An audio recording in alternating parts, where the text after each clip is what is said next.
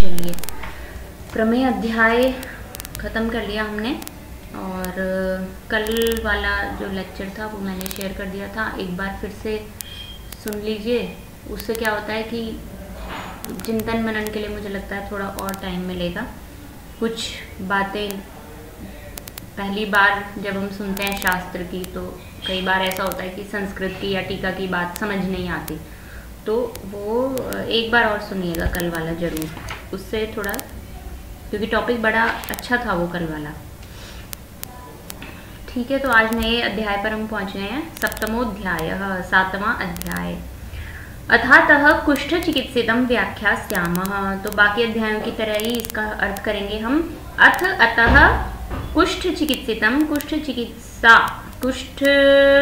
चिकित्सा को अधिकार करके जो कहा गया है, इस प्रकार वाला जो अध्याय है उसका नाम होगा कुष्ठ चिकित्सितम। तो कुष्ठ चिकित्सितम आख्यास्यामः, विशेष रूप से उसको कहेंगे, व्याख्या करेंगे नहीं, विशेष रूप से उसका कथन करेंगे। और कैसे करेंगे? इतिहासमाह भगवान आत्रेय। तो हमें हमारी बुद्धि हमेशा ऐसे ही चीज़ों को पढ़ने में लगानी चाहिए जो कि मूल शास्त्र संबंधित है या मूल शास्त्रोक्त हैं। इतिहासमाह भगवान आत्रेय, जैसा भगवान आत्रेय ने कहा वैसा का वैसा हम पूरा बताएंगे। ये कौन कह रहे हैं? अग्निवेश कह रहे हैं। भगवान आत्रेय के शिष्य थे वो, तो गुरुजी वाली सब बातें बताएंगे, अलग से ना कुछ जोड़ेंगे ना कुछ उसमें तोड़ेंगे छोड़ेंगे कि ये नहीं बता रहे। तो अब टीका में बताया कि हविष प्राशान, कुष्ठ एक बहुत इंटरेस्टिंग टॉपिक है और बहुत इजी टॉपिक है। जैसे कि हम पहले भी कई बार बात कर चुके हैं कि कुष्ठ आसान क्यों है, क्योंकि कुष्ठ में सामने बहुत सारी चीजें दिख रही हैं हमें, गुल्म में नहीं दिखाई देंगी। गुल्म में अनुमान लगाना पड़ेगा दोष का, लेकिन कुष्ठ में त्वचा में जो कुछ भी घटित होगा उससे हमें साफ साफ पता चल जाएगा कि ये वात है, पित्त है या कफ है। तो इसलिए कुष्ठ सरल व्याधि है पहचानने में। तो हविष प्राशान में कुष्ठयोर जन्म उक्तम। हविष प्राशान, जो लोग प्राचीन काल में जैसे जन्म हुआ था इसका, भगवान शंकर वाला जो वृत्तांत कहा गया निदान स्थान में, तो कहते हैं जो लोग बैठे रहे, लालची थे और हविष जो यज्ञ के लिए जो प्रसाद बनाया गया था उसका प्राशन मतलब उसका सेवन करते रहे, तो उसके सेवन से दो व्याधियां उत्पन्न हुई थी, मेह और कुष्ठ, प्रमेह और कुष्ठ।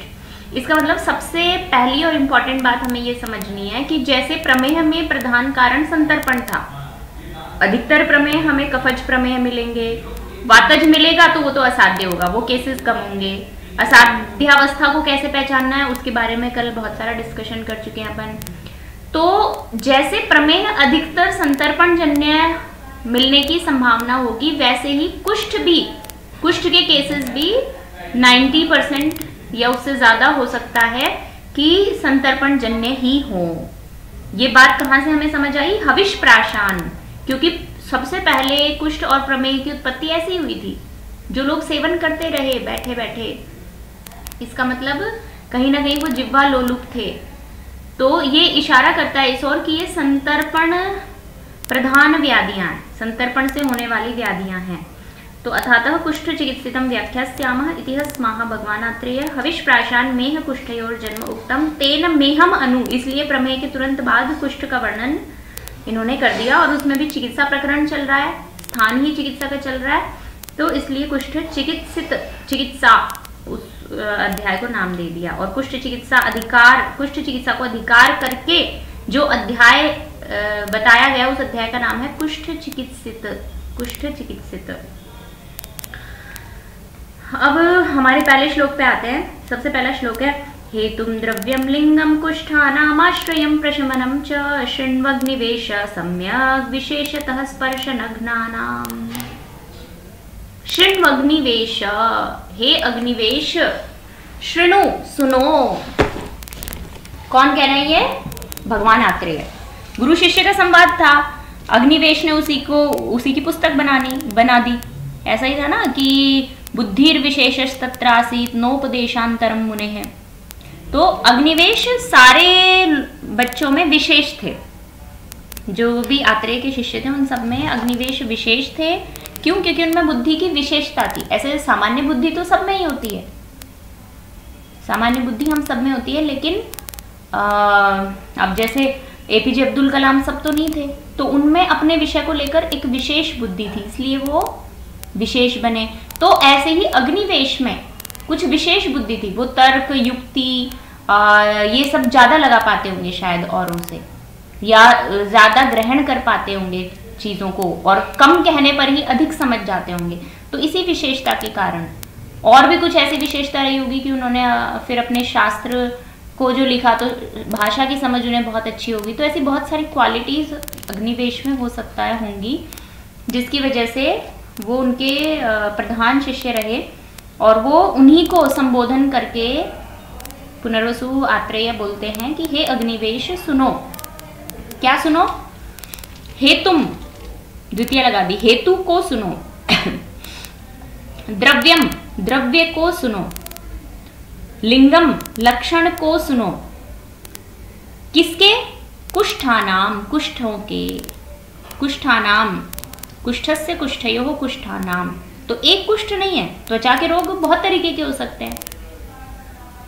तो जिस रोग में त्वचा विकृत होती है, और वो रोग कैसा हो?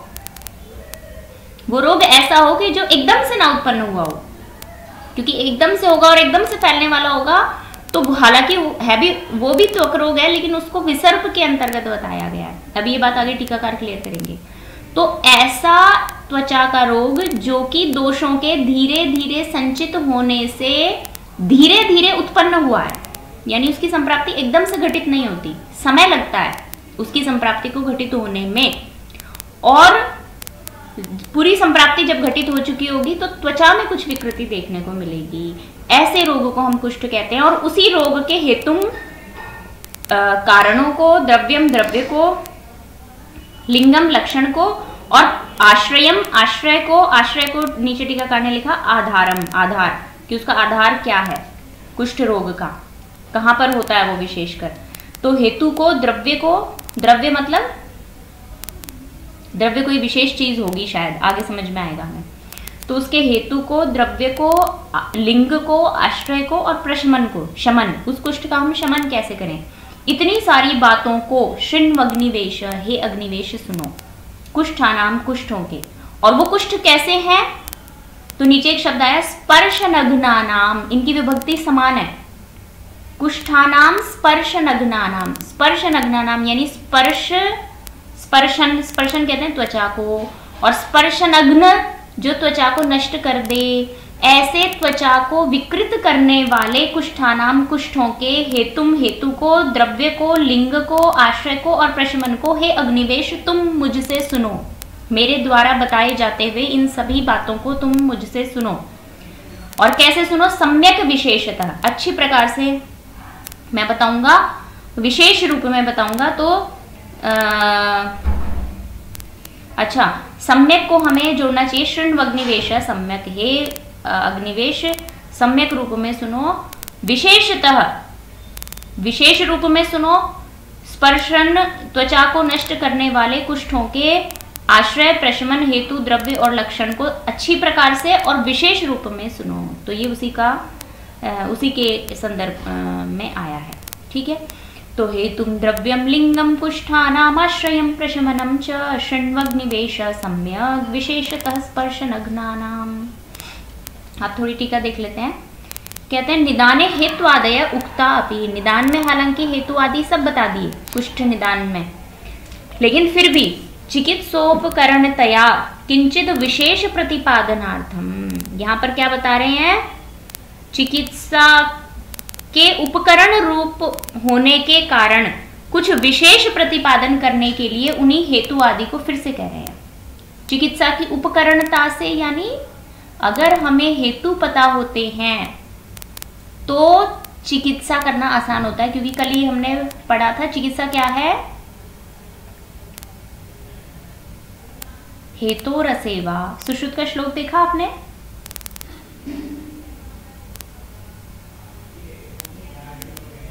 सुश्रुत का श्लोक देखा आपने? कल देख के आप ही बताएंगे, ठीक है। ये किताबें तो अपने बेड के पास हमेशा होनी चाहिए। आपकी टेबल पे या बेड पे, जहाँ जो भी आपका कमरा है, अब मतलब आप ऐसी जगह रखो कि जब मन करे आप खोल के पढ़ लो तुरंत, आपकी नजरों के सामने हमेशा रहे। ये कि चरक और सुश्रुत, ये 2 किताबें अंदर डालने लायक नहीं है। चरक सुश्रुत और शारंगर भी बना बाहर रखिए, और एक भाव प्रकाश निघंटु, ताकि आप बार बार उनको देखते रहें। कुछ भी हो तो प्रॉब्लम क्या होती है, किताब कहीं और रखी है, देखना आपको अभी है, देख ही नहीं पाएंगे आप, फिर बाद में भूल जाएंगे। तो आप उसी टाइम देख लिया करो, अच्छा रहेगा, उससे 2 बातें नहीं ही समझ में आएंगी। श्लोक बड़ा अच्छा था, आर्य छंद में था, फिर से पढ़ते हैं। हेतुम द्रव्यम लिंगम कुष्ठानामाश्रयम प्रशमनम च शृण्वग्निवेश सम्यक विशेषतः स्पर्श नग्नानाम। तो स्पर्श नग्नानाम कुष्ठानाम का विशेषण है, ठीक है। तो ये कहते हैं कि जब तक हेतु नहीं पता होंगे चिकित्सा भी अच्छे से नहीं हो पाएगी। इसलिए हालांकि चिकित्सा को बताना है हमें चिकित्सा स्थान में, और निदान में हम हेतु पहले से बता चुके हैं, लेकिन चिकित्सा के उपकरण रूप होने की वजह से फिर से विशेष रूप में निदान को कह रहे हैं, कुछ विशेष प्रतिपादन करते हुए निदान को फिर से कह रहे हैं। आश्रयम का अर्थ आधारम बताया, प्रशमनम चेती, आगे लिखा ना, हेतुम द्रव्यम लिंगम कुष्ठानामाश्रयम प्रशमनम च, तो चकार लगा दिया। चकार से ये कह रहे हैं कि सिर्फ ये 4-5 चीजें नहीं बताएंगे, हेतु द्रव्य लिंग आश्रय प्रशमन 5 चीजें हो गई, नहीं, इसके अलावा पूर्व रूप, संप्राप्ति इत्यादि जो कुछ भी इस डिजीज से संबंधित है वो सब कुछ बताएंगे। ये बात चकार से क्लियर होती है। तो चकार मतलब समुच्चय कई चीजों का, तो वो इन 5 चीजों का समुच्चय तो है ही, इसके अलावा जो कुछ बच गया वो भी हमें चकार से समझ लेना चाहिए, या फिर लिंग से हमें पूर्व रूप को भी समझ लेना चाहिए, पूर्व रूप में भी लक्षण ही आते हैं उस अवस्था में। और हेतु नाचा संप्राप्तिर्बोधव्या, और हेतुओं से हमें संप्राप्ति समझ लेनी चाहिए कि संप्राप्ति किस तरफ घटित होगी। दोनों ही पक्ष हो सकते हैं, कहते हैं या तो चकार से आप अनुक्त बातें समझ लो, पूर्व रूप इत्यादि, संप्राप्ति इत्यादि, या फिर हेतु में संप्राप्ति का समावेश कर लो, लिंग में पूर्व रूप का समावेश कर लो, और चकार से इन 5 चीजों का समुच्चय समझ लो। तो ये थोड़ी संस्कृत की बात हुई। अब कहते हैं अन्यान्यपि पिप्लु व्यंगादिनी स्पर्श नग्नानि संति।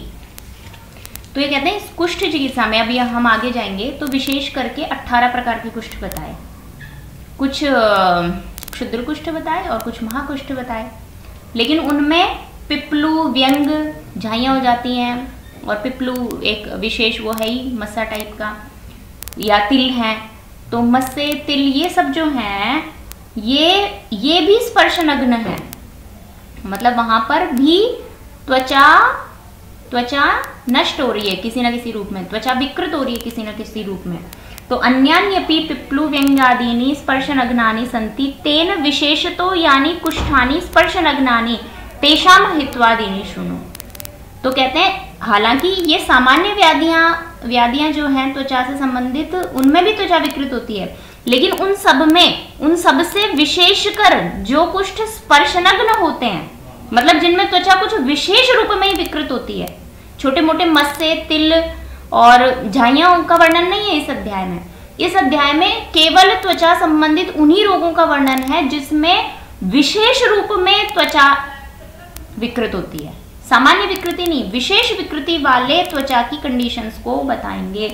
और वो भी कैसे, जिसमें कि दोष चिरकाल में संचित होते हुए अपना पूरा समय लेकर संप्राप्ति घटित कराएंगे। इसी प्रकार की त्वचा की विशेष अवस्थाओं को बताएंगे। तो ये सामान्य छोटी बीमारियां अलग हो गई कुष्ठ से, और विसर्प अलग हो गया कुष्ठ से। किस बेसिस पे अलग हुआ वो टीकाकार ने क्लियर कर दिया। आगे कहते हैं किंवा कुष्ठानाम आनंत्यात्। एक बात और, एक पक्ष और टीकाकार ने बताया कि भाई इस तरीके से अगर देखें त्वचा को नष्ट करने वाले जो रोग हैं वो सभी कुष्ठ हैं। तो कहते हैं इस तरीके से तो कुष्ठों का अनंत्य हो गया, मतलब अनंत तरीके के त्वचा की विकृतियां हो सकती हैं, लेकिन विशेषतः स्पर्श नग्नानि 18, लेकिन उनमें विशेष विकृति त्वचा की जिनमें होती है वो केवल 18 ही होते हैं। तो इसलिए तेषाम हेत्वादिनी, उन 18 के ही हेतु आदि को शृणु इति, सुनो हे अग्निवेश मुझसे, इति योजना, ऐसी योजना लगानी चाहिए। और ये बात निदान अध्याय 5 में भी दी है कि कुष्ठानि सप्त विधानी 18 विधानी अपरिसंख्येय विधानी च, कि भाई ऐसे समावेश करो कि सिर्फ त्वचा की विकृति को हम कुष्ठ बोल रहे हैं, तो इस हिसाब से तो अपरिसंख्येय त्वक रोग भी हो सकते हैं, अपरिसंख्येय रूप वाले कुष्ठ हो सकते हैं। लेकिन विशेषता की अगर बात करें तो विशेषता में या तो 7 प्रकार के जिनमें अत्यधिक विकृति होती है, या फिर कुछ अल्प विकृति वाले 18 प्रकार के 11 प्रकार के, उनको भी साथ में मिलाकर के 18 भेद हो जाएंगे। तो या तो 7 या अष्टादश 18 या फिर अपरिसंख्येय, इस प्रकार की बात निदान अध्याय 5 में पहले से दी गई है। तो यहाँ विशेष करके त्वचा को विकृत करने वाले जो 18 भेद हैं, उन्हीं भेदों का वर्णन मिलेगा, उन्हीं से संबंधित हेतु लक्षण आदि का वर्णन मिलेगा। तो ये बात बहुत इंपॉर्टेंट थी। अब श्लोक नंबर 4 से लेके 8 तक याद करने हैं। ये आपको आप टाइम बता दीजिए, 2 दिन 3 दिन कितने दिन में बताएंगे?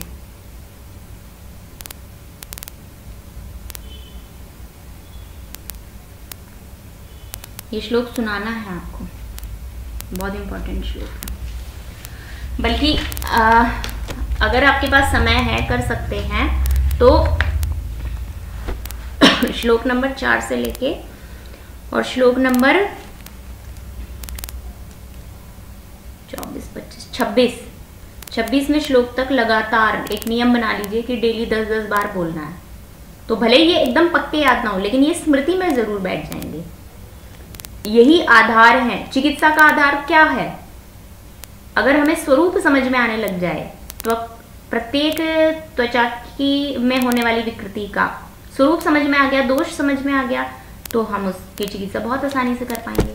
अब जैसे प्रमेह में हमने सीखा कि डायबिटीज सोच के ट्रीटमेंट नहीं करना, हमारा प्रमेह बहुत सारी चीजें कवर करता है। उस हिसाब से हम संप्राप्ति को समझेंगे, उसके हिसाब से हम डायग्नोसिस बनाएंगे, साध्यावस्था देखेंगे, अनुबंध है किसी दूसरे दोष का या नहीं वो देखेंगे, और कितना समय हो गया है, हेतु क्या थे, शरीर की क्या अवस्था है, अभी स्थूल है या फिर कृश है।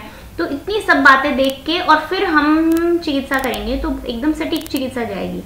ठीक वैसे ही हर बीमारी को सोरियासिस बोल के और टाइम पास नहीं करना हमें। स्किन की बीमारियां बहुत आसानी से सही होती हैं आयुर्वेदिक ट्रीटमेंट से। कुछ करना ही नहीं है, सिर्फ दोष पहचानना है और क्रियाक्रम पकड़ने हैं, तो हम बहुत अच्छे कुष्ठ विशेषज्ञ बन सकते हैं। तो अब एलोपैथी को छोड़ना है, डायग्नोसिस को, वो डायग्नोसिस पे फोकस बिल्कुल नहीं करना। तो तभी हम वो जब तक सोरियासिस को दिमाग से डिलीट नहीं करेंगे ना, ये वर्ड ही दिमाग में नहीं लाना, तब तक हम अपने कुष्ठ को नहीं समझ पाएंगे अच्छे से। तो उसको डिलीट मारना है दिमाग से और नई चीजें डालनी है। क्योंकि त्वक रोग में मैंने जो देखा है प्रैक्टिस में कि बाकी डिजीजेज में तो चलो ठीक है, थोड़ा बहुत प्रमेय में डायग्नोसिस बनाने में और पेशेंट को रिपोर्ट के आधार पर उसकी काउंसलिंग करने में या उसमें कॉन्फिडेंस बढ़ाने में थोड़ा सा मॉडर्न का, अगर हमने डायबिटीज देख लिया या मॉडर्न के हिसाब से और चीजें थोड़ी बहुत समझ ली, थायराइड को थोड़ा समझ लिया, उसके दोष वगैरह को समझेंगे तो सामने वाले को समझाने में ईजी हो जाती हैं चीजें, बस और कुछ नहीं। लेकिन कुष्ठ में तो मुझे ऐसा लगता है कि एलोपैथी के कुष्ठ को हम ना ही पढ़ें तो भी अच्छा है, क्योंकि उनके पास एक तो स्किन का ट्रीटमेंट कुछ खास है नहीं और हमारा कुष्ठ एकदम ही अलग है। दोष आदि के हिसाब से उसमें ट्रीटमेंट बहुत इजी तरीके से हो जाता है, बहुत जल्दी हो जाता है। तो उधर कंफ्यूजन पढ़ना चाहे तो पढ़ सकते हैं या बाद में कभी पढ़ें, लेकिन पहले हम अपनी चीज को पढ़ें कुष्ठ में। यहाँ कंफ्यूजन करना ही नहीं है हमें बाकी एलोपैथी वाली चीजों को पढ़ के। ऐसा मुझे लगता है कि कुष्ठ को तो बिल्कुल सेपरेट रखना चाहिए हमें। अपना वाला पढ़ लिया तो बस बहुत है फिर वो त्वक रोगों को ठीक करने के लिए। चलिए आगे चलते हैं। तो ये श्लोक याद करने हैं, पढ़ते हैं इसको अपन। विरोध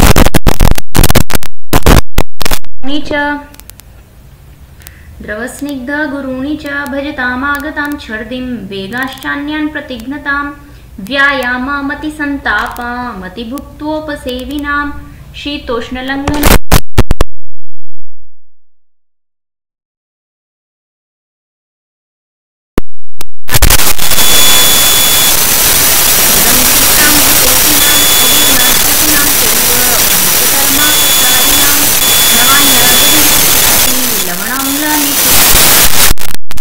शमूलकपिष्टान्न तिलक्षीरजनार्दन व्यवायं चाप्य जीवमन्नं निद्रां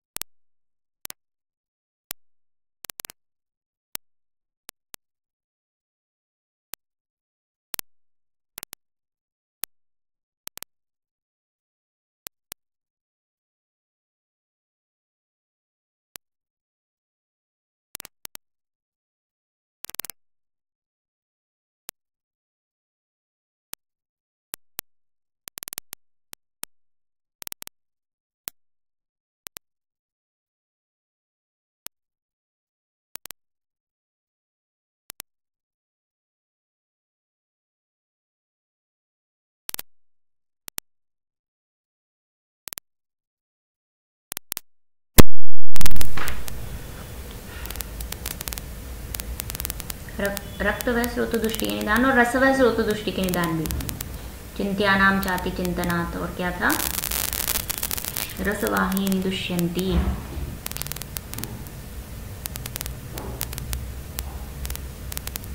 द्रव स्निग्ध गुरुणी च, याद नहीं आ रहा अभी, देख के बताओ। विदाहिन्यन्नपानानि स्निग्धोष्णानि द्रवाणि च। विदाहिन्यन्नपानानि स्निग्धोष्णानि द्रवाणि, स्निग्ध उष्ण और द्रव, और यहाँ क्या है, स्निग्ध गुरु और द्रव, और वहाँ विदाहिन्यन्नपानानि स्निग्धोष्णानि द्रवाणि च, आगे रक्तवाहिनी दुष्यंती भजताम चातपानलौ, यही है क्या? जी बॉस। और रस के लिए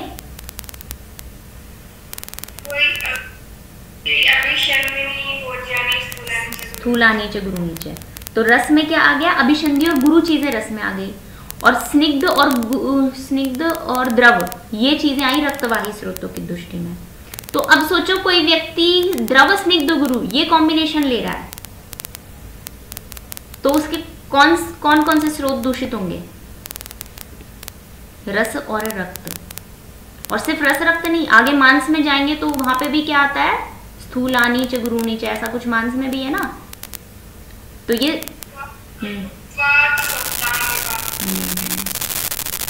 तो वो मांस को भी विकृत करेगा, वो मेद को भी। तो जो मुझे वास्तव में जो प्रॉब्लम पकड़ में आती है कि बस ये डाइट सही कर दो, और उस डाइट में भी सिर्फ द्रव स्निग्ध गुरु चीज ठीक कर दो, मतलब उनका ऑयली सब बंद करा दो। ऑयली में सबसे बड़ी समस्या आज की सब्जी है। सब्जी बनाने का जो ये तरीका है ये बहुत बेकार है, और यही हमारी सारी धातुओं को, रस रक्त मांस मेद, फिर आगे बचाई क्या है? फिर अगर पेट ही खराब हो जाएगा, इतनी धातुएं दूषित हो जाएंगी, तो वायु भी कहीं ना कहीं किसी अंश में प्रकोपित होकर अस्थि भी विकृत हो जाएगी, और सिर्फ वायु ही नहीं, बाकी दोष भी अस्थि पर असर डालेंगे। और अस्थि हो गई तो फिर मज्जा तो होनी है, और मज्जा के गुण तो द्रव स्निग्ध गुरु से मज्जा वैसे ही विकृत हो जाएगी, इनके गुणों में साम्यता है। और मज्जा हो गई तो फिर शुक्र कहाँ बच गया। तो ये जितनी भी बीमारियां संतर्पण जन्य हैं, या अगर संतर्पण मतलब सामने देखने पे रोगी ठीक लग रहा है, शरीर से मोटा नहीं लग रहा, तो भी ये द्रव स्निग्ध गुरु कॉम्बिनेशन बहुत ज़्यादा बीमारियों की जड़ है। जैसे ये फ्रेंच फ्राइज हो गई, या उसमें करते हैं ना माइक्रोवेव में भी बहुत सारी चीज़ें ऐसी बनती हैं, तो उनको गर्म करके कभी भी खा रहे हैं फ्राइड चीज़ों को, ये चीज़ें बहुत गलत है। फ्राइड चीज़ें तो मतलब मुझे लगता है ठीक है, आप 2-3 महीने में एक बार कभी ले लो तो चलता है, लेकिन ये जो महीने में 10 दिन का कॉन्सेप्ट है या 15 दिन का कॉन्सेप्ट है वो गलत है एकदम। हाँ जी बताइए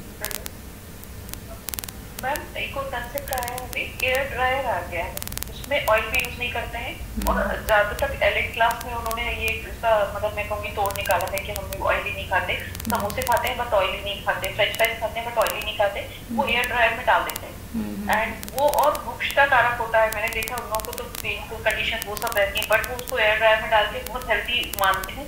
वो सारी तली मतलब पानी पूरी भी है तो वो गोलगप्पे एयर ड्रायर में डाल देते हैं, विदाउट ऑयल वो उसको बनाते हैं। अब ये वो एक्सक्यूज़ हो गए फालतू के कि मतलब जीभ के लालच में हमें खाना ही है, लेकिन वो नए नए तरीके अपनाने हैं। ये वैसी बात होगी जैसे आजकल एक मांस कृत्रिम मांस निकाला है ना लोगों ने कि मांसाहार करना है, तो उस टाइप की बात होगी। लेकिन ये तो तय है कि जो गीता की परिभाषा है ना भोजन की, उससे बेस्ट और कुछ नहीं है। गीता में 3 प्रकार के आहार बताए, सात्विक राजसिक तामसिक। उस सात्विक आहार को एक बार पढ़ेंगे आप, वो श्लोक ही बल्कि हमें याद करके अपने क्लिनिक्स पे लगाना चाहिए। वो उस श्लोक में आहार ही, क्योंकि हम पढ़ते हैं ना उसमें 27वें अध्याय में या किस में है ये आहार के बारे में प्रशंसा की है सबसे एंड में, हाँ 27वें अध्याय में ही है वो, सबसे बड़े अध्याय में। वो श्लोक भी बड़ा अच्छा है, याद है क्या किसी को अभी? एक बार रिवाइज कर लेते हैं, वो श्लोक बहुत अच्छा है, निकालिए। मतलब शरीर जो है आहार से ही बना है पूरा का पूरा, और वो आहार ही हमने सात्विक नहीं रखा। सात्विक आहार क्या है? सब्जी सिंपल तरीदार कम तेल की, और रोटी का आटा ताज़ा और मोटा, बिल्कुल बारीक पिसा हुआ ना हो, मैदा जैसा ना हो, बाजार से जो पैकेट में आ रहा है वो मैदा जैसा आटा है, वो अपने आप में स्निग्ध है, गुरु है। तो आटा अच्छा हो, सब्जी अच्छी हो और उसके साथ में छाछ हो, आइटम कम हो ताकि वो सुपाच्य हो। और रात में क्या हो, रात में या तो दलिया हो या वैसे ही रोटी हो, सब्जी हो और बाद में दूध हो। और फ्राइड चीज़ें हम बंद कर दें, घी को हम ऊपर से लें जितना आवश्यक हो, जिस मौसम में जितना आवश्यक हो। और 2 भोजन के पचने के बीच में गैप जरूर रखें। बस यही है लघु सुपाच्य या सात्विक आहार। और ये अगर महीने में 30 में से 25 दिन, मिनिमम 25 होना चाहिए। बाकी 1-2 दिन चीट डे रख सकते हैं, लेकिन मिनिमम 25 हो, उससे ज़्यादा 30 तक हो तो बहुत ही बेस्ट है। वो होगा तब हम मान सकते हैं कि हमारी धातु परंपरा अच्छी चलती रहेगी। और धातु परंपरा विकृत हो गई तो कैंसर जैसा सबसे बड़ा रोग हो सकता है। कैंसर से सब डरते हैं, हार्ट अटैक से। अब जब से ये वैक्सीन के बारे में आया है कि वैक्सीन से ये हो रहा है वो हो रहा है, आधे लोग तो वैसे ही डरे हुए हैं। डरने की जरूरत नहीं है, अगर वैक्सीन लगवाई भी है तो भी धातु परंपरा अच्छी बनाने की जरूरत है। धातु परंपरा अच्छी रहेगी तो विकृति आएगी नहीं, ना हार्ट के लेवल पे, ना कैंसर किसी तरीके का। तो वो सबसे इंपॉर्टेंट है। और द्रव स्निग्ध गुरुण, ये भूलना नहीं है, इसके ऊपर आप स्टार मार्क करिए, 3 स्टार। आगे कहते हैं भजताम आगताम छर्दीम, ये कुछ विशेष निदान हो गए। आगताम छर्दीम, आई हुई छर्दी को जो रोक दे। तो वेग धारण तो हमें किसी भी प्रकार का नहीं करना, और उसमें भी विशेष प्रकार से जो छर्दी के वेग का धारण करे वो गलत है। कई लोग करते हैं ऐसा, और कई लोग ऐसा भी करते हैं कि छर्दी को जबरदस्ती करवाते हैं। दोनों ही चीजें गलत हैं। तो ये चीजें तो हमें पेशेंट में ढूंढनी पड़ेंगी कि उसकी गलत आदत में क्या है। जैसे हम कल बात कर रहे थे कि इसके साथ प्रोस्टेट, हर्निया, ये सब कवर कर लेने चाहिए हमें प्रमेय के साथ। तो इनका एक बहुत बड़ा रीजन क्या है, अपान वायु की विकृति। और प्रमेह व्यान और अपान वायु की वजह से ही होता है। अपान वायु की विकृति में जब वो चीजें भी आ गई तो पेशेंट में कहीं ना कहीं वेग धारण मिलेगा, वहां पुरीश मूत्र वगैरह का मिलेगा, यहाँ पे भजताम आगताम छर्दिम का मिलेगा। और इसी से संबंधित उत्कोट, 3 व्याधियां ना, शीत, पित्त, उदर्द और कोट। और कोट के बाद ही एक डिजीज का वर्णन आता है उत्कोट। उस उत्कोट को पढ़िएगा एक बार। तो जो छर्दी है ना, ये बहुत इंपॉर्टेंट है और इसका वेग बड़ा इंपॉर्टेंट है। इससे बहुत सारी व्याधियां हो सकती हैं इसके वेग को रोकने से। अच्छा, इसी पे मेरे को याद आ गया, निद्रा के वेग के धारण से होने वाले रोग पढ़े आपने?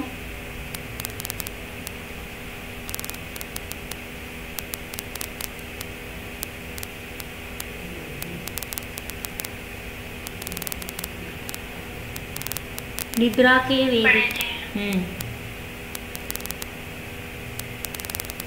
क्या होते हैं?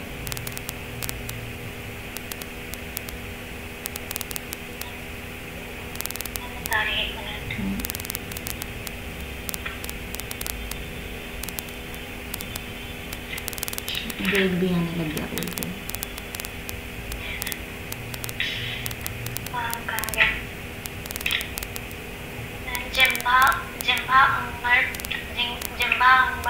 अंगमर तंद्रा च शिरोरोगाक्षी गौरवं निद्रा विधारणा तत्र स्वप्नः संवाहनानि च। स्वप्न और सम्मोहन, तो उसकी चिकित्सा बताइए। आजकल एक पेशेंट का मैंने शुरू कराया था, शिरोधारा संवाहन ऐड कराया था मैंने जानबूझ के। शिरोधारा के बाद उसका संवाहन और थोड़ा सा शिरोअभ्यंग, धारा होने के बाद अभ्यंग हो जाता, वहीं संवाहन और फिर त्राटक बताया होगा मैंने। तो वो थायराइड उसको था और वो कंसीव नहीं कर पा रही थी। तो आज 6 दिन की थेरेपी उसकी हुई। अब उसकी मतलब मेरी थेरेपिस्ट छुट्टी पे जा रही है, वरना वो 2-3 दिन और आ जाती। तो उसको बहुत रिलीफ है। पहले जैसे वो पूरी रात में सिर्फ 3-4 घंटे सोती थी, अब उसका ये है कि लेटने के बाद आधा घंटे में नींद आ जाती है। तो निद्रा के वेग को धारण करने से, अब जैसे मेरा निद्रा का वेग धारण हो रहा है, तो सबसे पहला लक्षण आएगा जम्भाई। जम्भाई आने लग जाए तो समझ जाओ लाइट बंद करो और सोना है अब आपको रात को। अगर हम उस टाइम पर सो गए तो वो सबसे बेस्ट है, क्योंकि उस टाइम पे आई हुई नींद बहुत गहरी आएगी और पूरी नींद पूरी होगी सुबह तक। जब हम सुबह उठेंगे तो एकदम फ्रेश फील करेंगे, हम लघुता फील करेंगे हम हमारी बॉडी में, और एनर्जी फील करेंगे, ऊर्जा फील करेंगे हम हमारी। निद्रा के जो गुण हैं वो सब मिलेंगे हमें। और नहीं होगा तो फिर जम्बाई के बाद फिर क्या होगा, अक्षी गौरव और शिरोरोग हो सकते हैं बाद में, अगर ये लंबा चलेगा तो फिर बहुत सारी चीज़ें हो जाएंगी। ठीक है, तो विरोधिन्यन्न पानानि द्रवस्निग्ध गुरूणि च भजतामागताम छर्दिम वेगाश्चान्यान प्रदिग्नताम। सिर्फ आई हुई छर्दी के लिए नहीं कह रही है, अन्य वेगों को भी अगर आप धारण करेंगे तो एक तो निद्रा का वेग बड़ा इंपॉर्टेंट है, ऐसे ही भूख का वेग, प्यास का वेग, इन सबको एक बार रिवाइज कर लीजिए। पुरीश का वेग, मूत्र का वेग, तो ये बहुत सामान्य बातें हैं, तो हमें रटी हुई होनी चाहिए, टिप्स पे होनी चाहिए। व्यायामम अति संतापम अति भुक्वोपसेविनाम। अब इसको हम एक ही लाइन के नीचे समझें या अलग अलग समझें?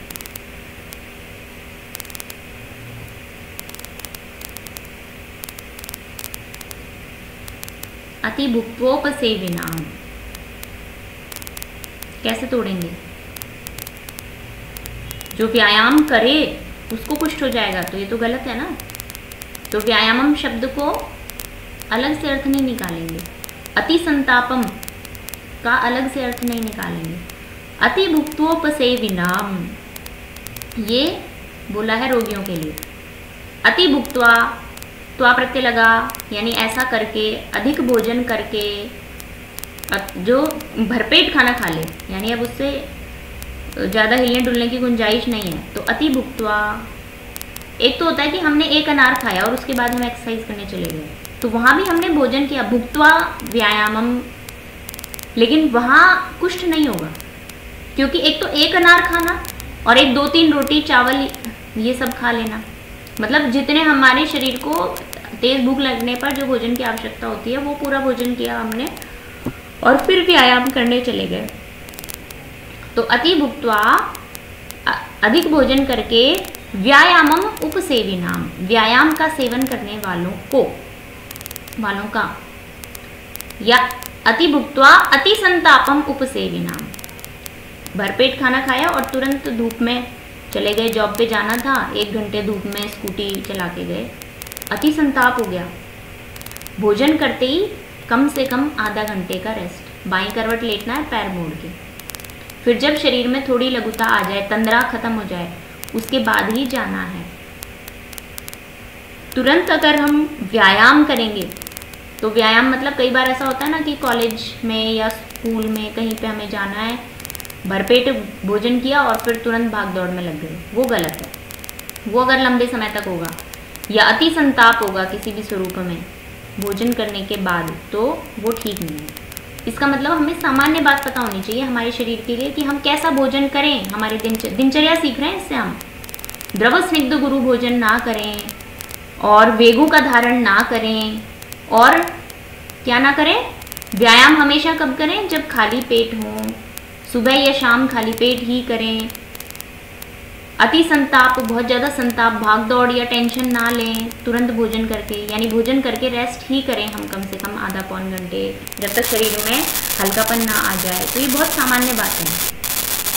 उसके उल्टा करेंगे तो पकड़ो, क्योंकि इससे रस और रक्त, विशेषकर रक्त की तुष्टि हो रही है। और अभी हम पढ़ेंगे आगे कि उसके द्रव्य क्या क्या है। रक्त दूषित हो गए तो त्वचा दूषित होनी है, तो सीधा असर कुष्ठ पर पड़ेगा। तो कुष्ठ के निदान कैसे मिलेंगे हमें, जो रस और रक्त को दूषित करेंगे। तो आज इतना ही पढ़ेंगे, क्योंकि शीतोष्ण लंघनाहारायण पे थोड़ा डिस्कशन करना है। तीनों लाइन एक बार पढ़ लेते हैं, जो अपन ने पढ़ा वो रिवाइज ही पढ़ लेते हैं पूरा।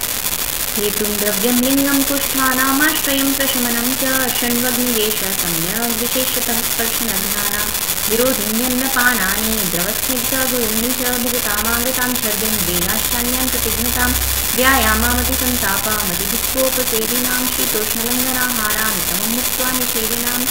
ये 4 लाइन याद भी करनी है, कर सकते हैं, 2 श्लोक हो जाएंगे इसमें, ठीक है। तो आज के लिए इतना ही।